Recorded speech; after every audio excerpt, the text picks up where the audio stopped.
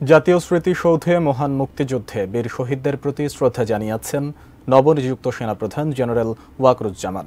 দুপুরে শহীদ বেদিতে ফুল দেওয়া শেষে তিনি পরিদর্শন বইয়ে স্বাক্ষর করেন। এ সময় সাভার সেনানিবাসের ঊর্ধ্বতন কর্মকর্তারা তার সঙ্গে ছিলেন।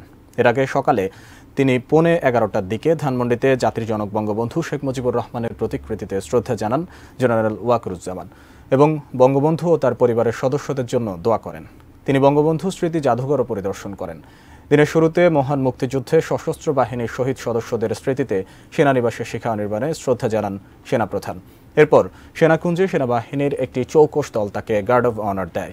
জেনারেল ওয়াকরুজ্জামান রোববার দুপুরে সেনা সদরে 18তম সেনাপ্রধান হিসেবে দায়িত্ব নেন।